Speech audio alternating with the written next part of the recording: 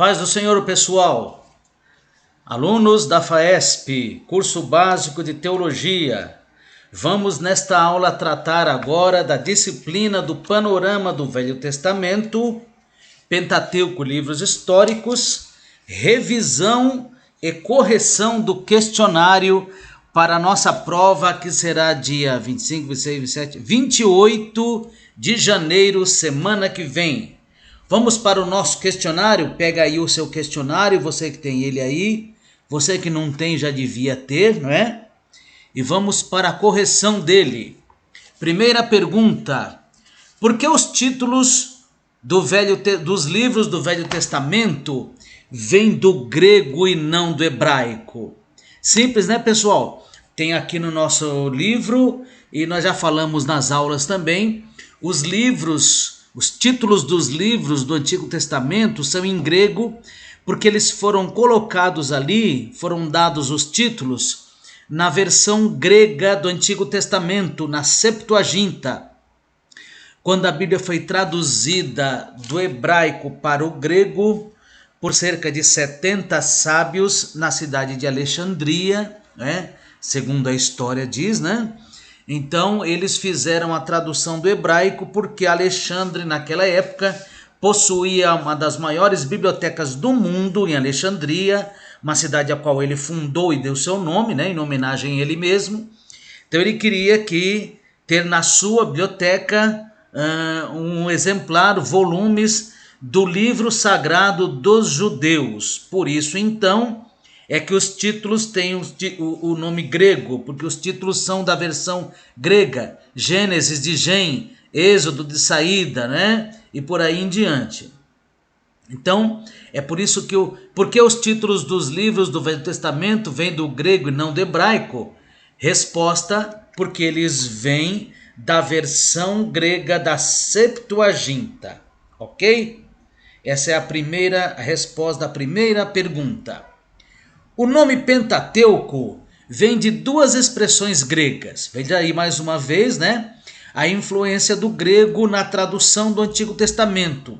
Outro problema também, outro temor que eles tinham era de que a língua grega, por ser uma língua muito antiga, chamada língua morta, não fosse mais falada e então ninguém conseguisse mais ler o Antigo Testamento. Então o nome Pentateuco vem de duas expressões gregas. Pentateuco, penta vem de 5, né? E teucos era um estojo onde era guardado o rolo de papiro. Não é que nem um livro que nós temos hoje, né? Naquela época era um rolo, né? Jesus, quando entrou em Nazaré, na sinagoga, ele tomou o rolo e leu em Isaías, né? Para nós é o capítulo 60. Então o nome Pentateuco vem de duas expressões gregas. Quais são e o que significam? Penta 5, teucos, estojo. Estojo para o rolo de papiro. Ok? A terceira pergunta, aliás, é: o que o livro de Gênesis se propõe a mostrar, né? E aí a gente vai, então, vocês vão procurar aí no livro a resposta para essa pergunta. Nós podemos achar lá no tema, no início, né? O que o livro se propõe a mostrar. Vejamos aqui.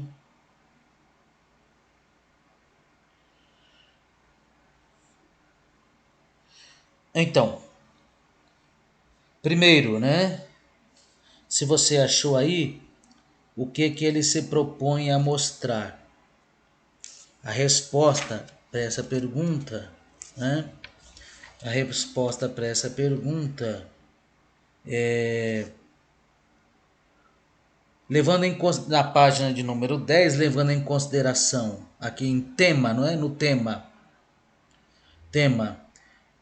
É importante ressaltar que originalmente os hebreus deram o nome de Bereshit em virtude de sua primeira expressão. Então os hebreus, eles davam o nome do livro à primeira expressão, às primeiras palavras do livro.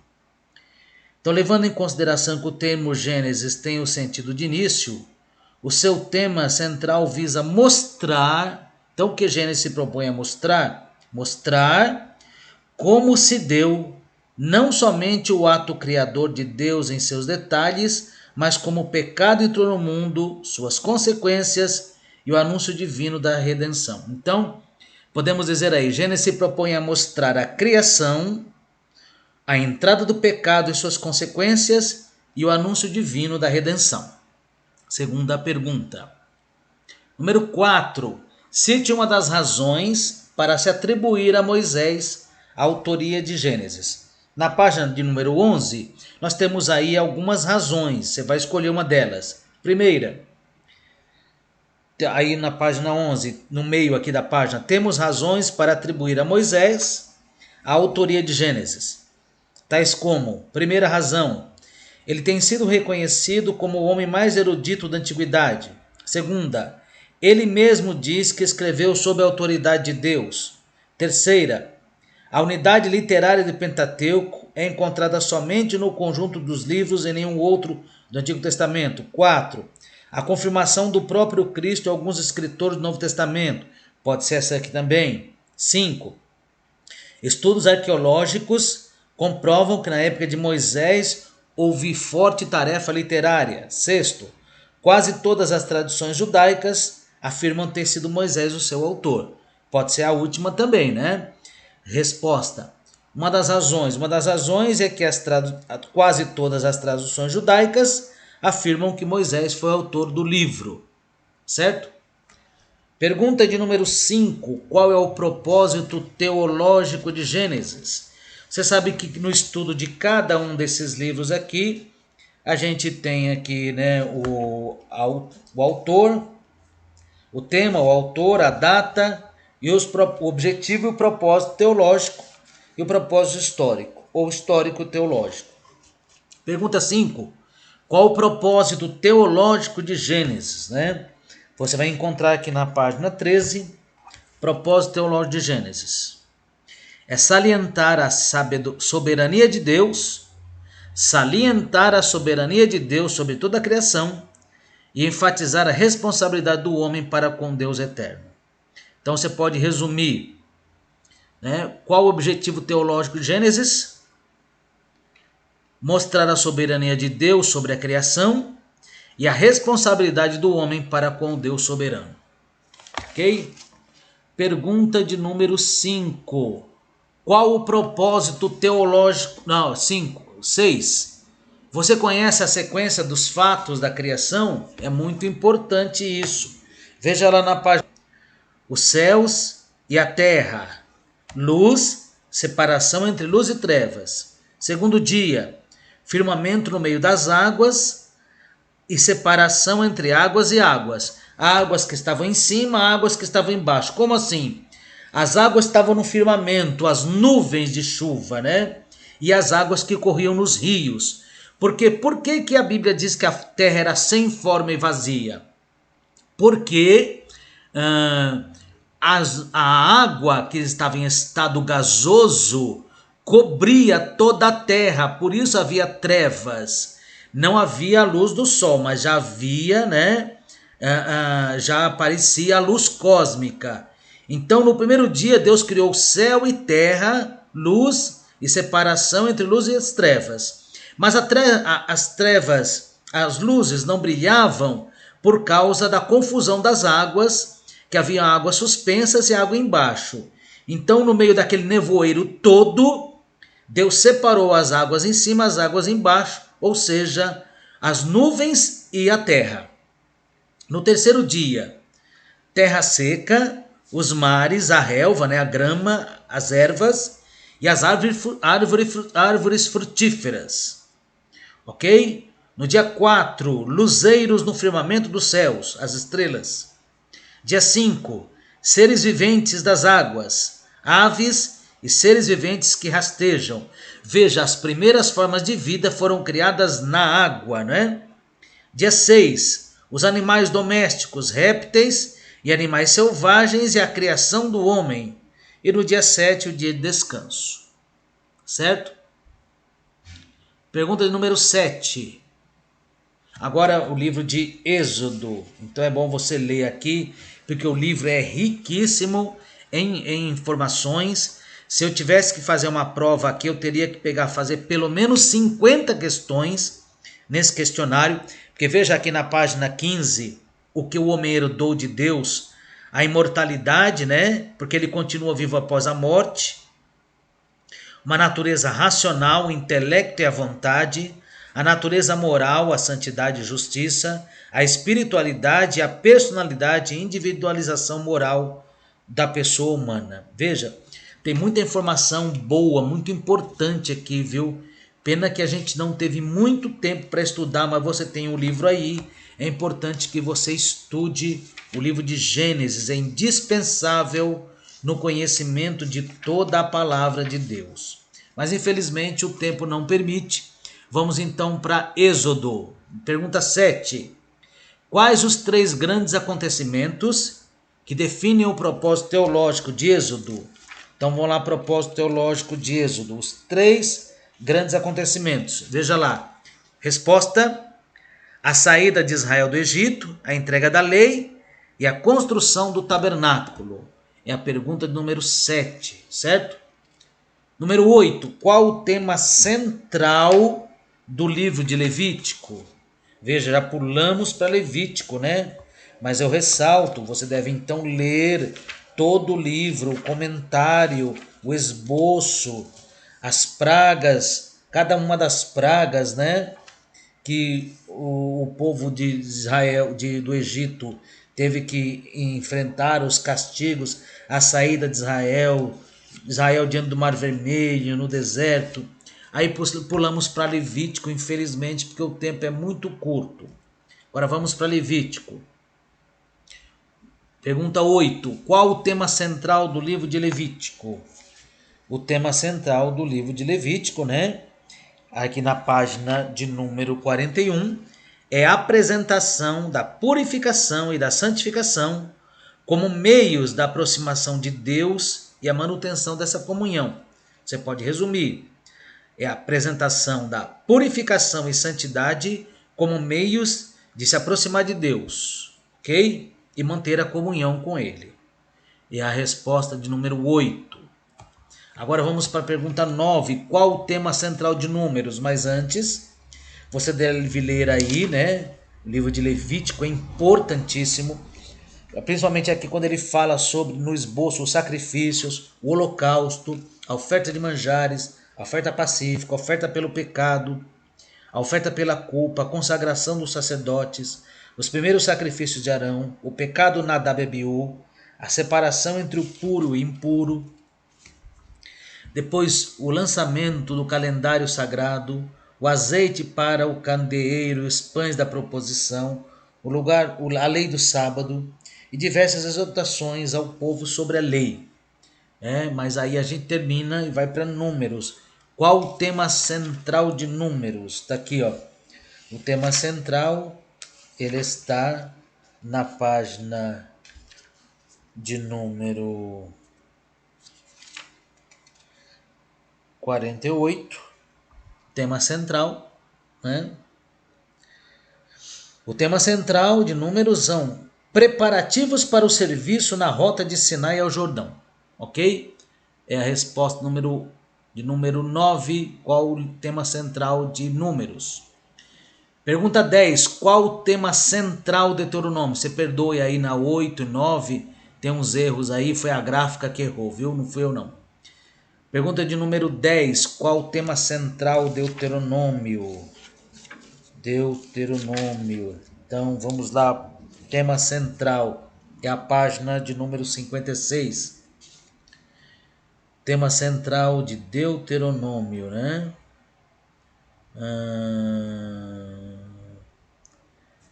Moisés expõe a lei para a vida em Canaã. Ok? Tema central Deuteronômio. Moisés expõe as leis para a vida em Canaã. Aí o livro de Deuteronômio é muito importante. A apresentação dos 10 mandamentos de novo, né? A repetição. A palavra Deuteronômio quer dizer segunda promulgação da lei. Deutero é segunda, né? É a repetição da lei, que já havia sido dado ao povo lá no início, no Monte Sinai. Deuteronômio marca o fim do Pentateuco, o fim da caminhada do povo, a morte de Moisés, o fim desse período, né? A preparação do povo, a entrada na terra prometida, marca o fim de uma era, de uma época, né? Da liderança de 40 anos de Moisés no deserto.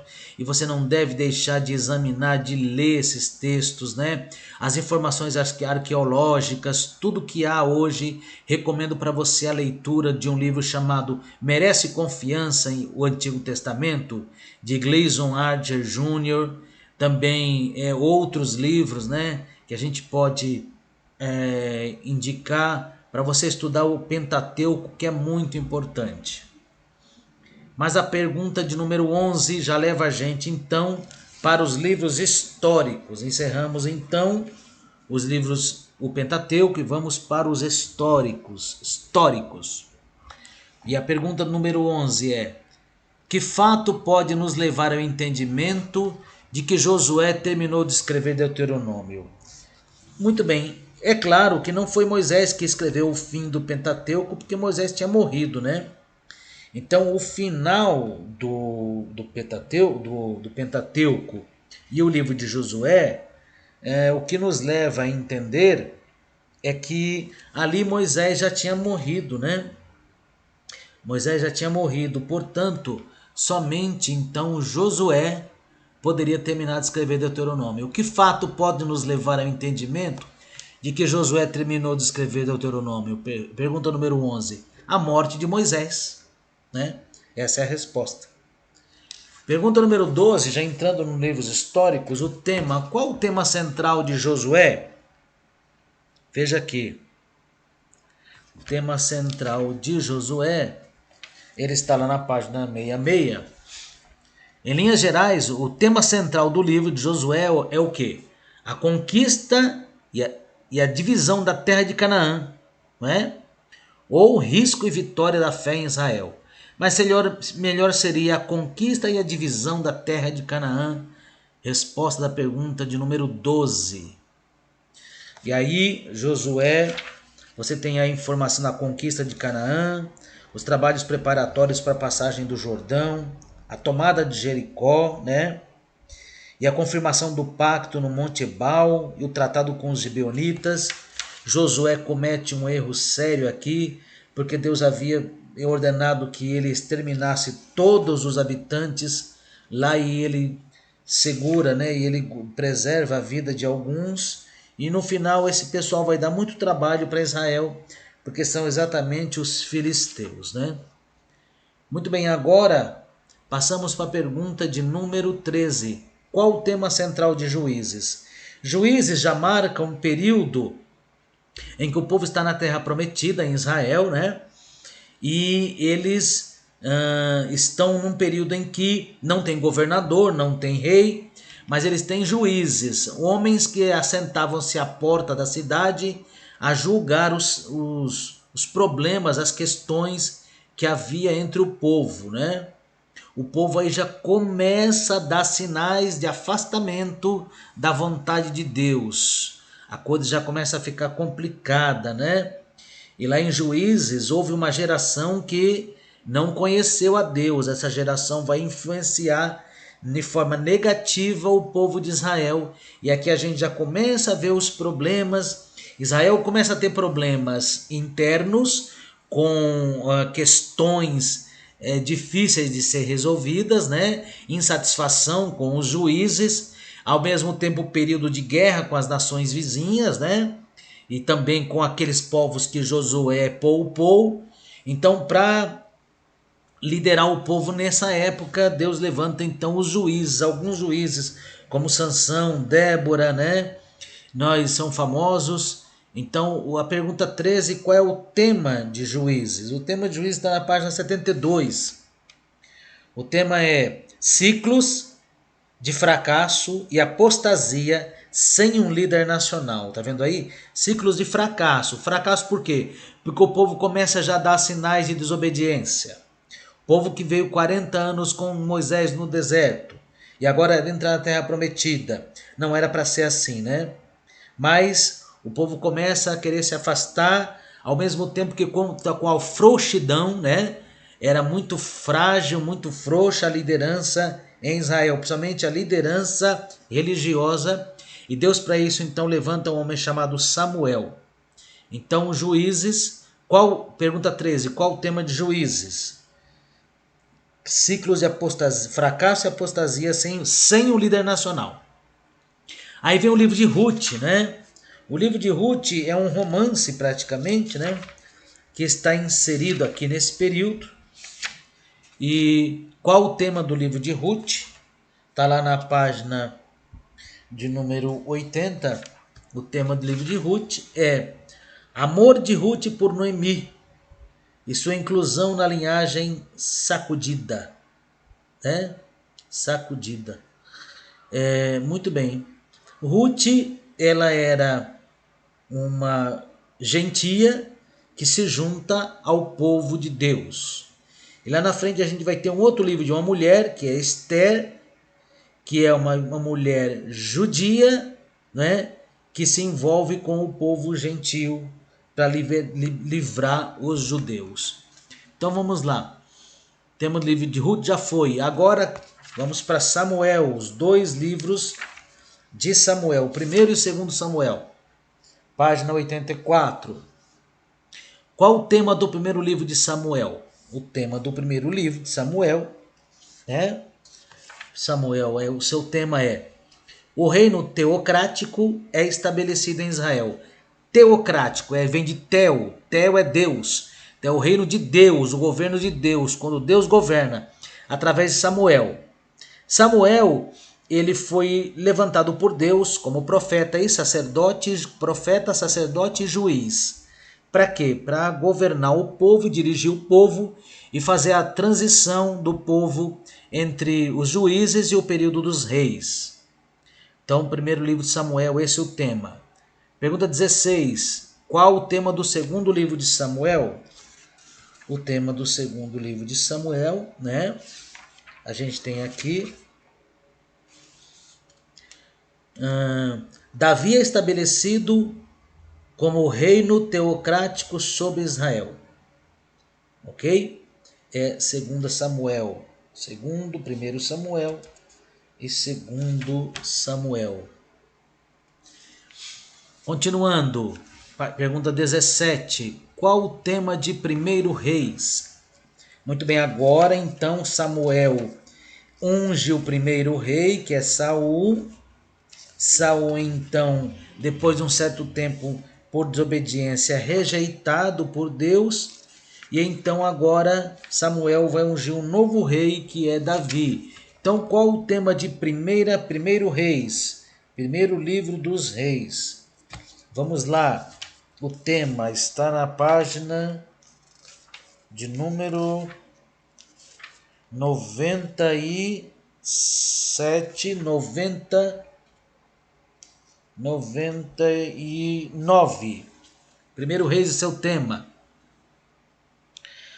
1 Reis, a glória do reino de Salomão e seu grande desafio diante da idolatria. Veja, então aqui 1 Reis, né, já passou o período de Davi, que Davi foi o grande rei que unificou a nação.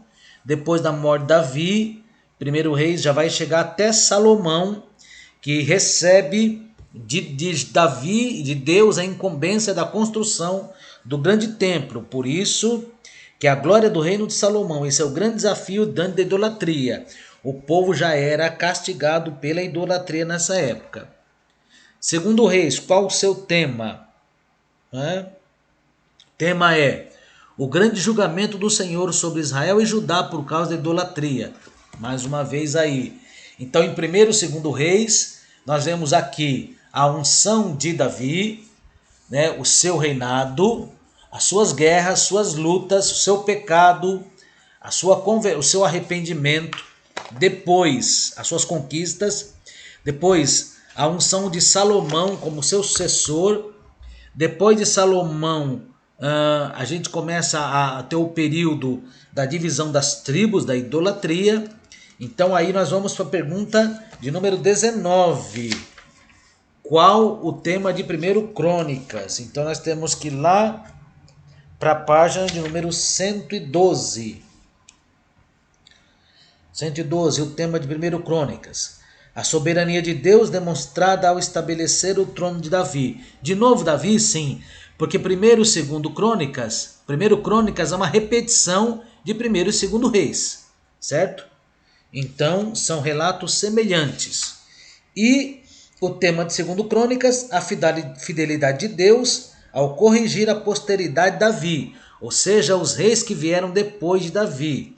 Porque Crônicas vai encerrar, não é, com o castigo da idolatria, sendo o povo levado para o cativeiro no norte, que a capital era Samaria, e depois no sul, que a capital ficou como Jerusalém. E a tribo do norte, que era Israel, e a tribo do sul, que era Judá. Né? Então, o tema de 2 Crônica. Agora, o povo, então, no fim de Crônicas, vale a pena você ler o último capítulo de Crônicas. Eles vão para o cativeiro, certo? Para o cativeiro. E depois do cativeiro, nós teríamos então aí o livro de Daniel, mas a sequência não é essa. Então o povo passa 40 anos no cativeiro e depois do retorno do cativeiro, então eles retornam para reconstruir os muros de Jerusalém. E aí nós então nós temos aí o livro de Esdras, que é já o retorno para a reconstrução dos muros de Jerusalém. Então vamos lá. Qual o propósito histórico de Esdras? Página 21. Pergunta 21. Propósito histórico de Esdras. O propósito histórico de Esdras, né, é a reconstrução dos muros de Jerusalém, certo?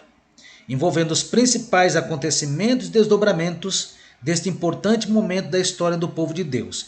Então você pode colocar a resposta, pode ser a reconstrução dos muros e os acontecimentos que envolvem esse importante momento da história do povo de Deus. Depois, qual o propósito histórico de Neemias no tempo da reconstrução? Propósito histórico de Neemias está aqui, né?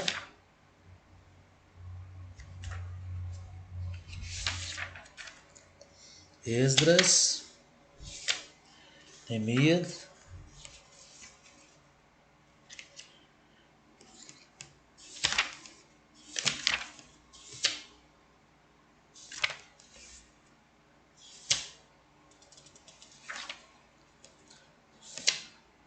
Propósito histórico de Neemias. Muito bem. É esse, né?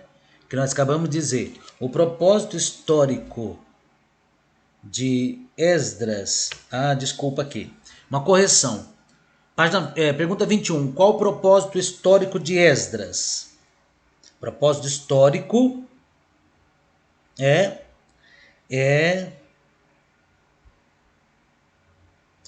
registrar o retorno do povo para a reconstrução do templo. Pergunta de número 21. Pergunta 22. Qual o propósito histórico de Neemias? Por favor, corrija. É a reconstrução dos muros de Jerusalém, ok? Envolvendo os principais acontecimentos desse importante momento da história do povo de Deus. E aí nós temos então a pergunta 23. Esther. Qual o tema do livro de Esther? Tema, não é? O permanente cuidado de Deus de Israel durante a dispersão. O permanente cuidado do Deus de Israel durante a dispersão. Que festa é originada no livro de Esther? Você já sabe, né? Você conhece essa passagem de Esther. Esther, ela é comemorada até hoje, essa festa, né? É a festa do Purim, né?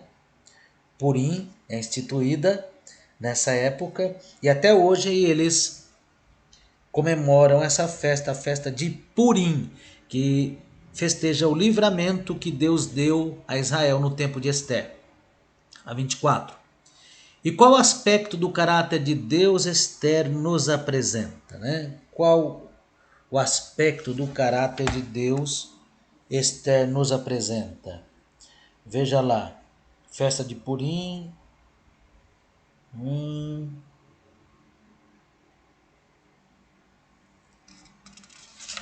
O aspecto do caráter de Deus, Esther nos apresenta o seu cuidado e a sua providência em favor do seu povo, ok?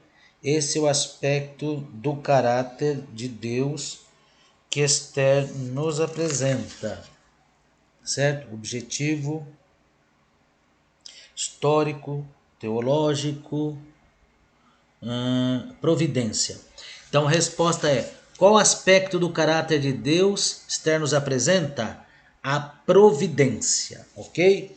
Essa é a resposta final da pergunta número 25. E com isso nós encerramos então a correção desse texto, dessa parte, panorama do Antigo Testamento, Pentateuco, livros históricos, né?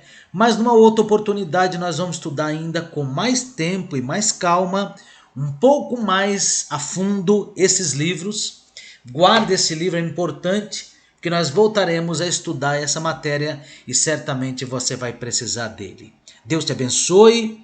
Se prepare, dia 28 a nossa prova, 19 horas, eu já vou colocar no grupo de vocês a prova para que vocês realizem, ou até lá eu vou dar instruções com relação à prova, tá bom? Deus abençoe a vocês, a cada um, em nome de Jesus. Amém.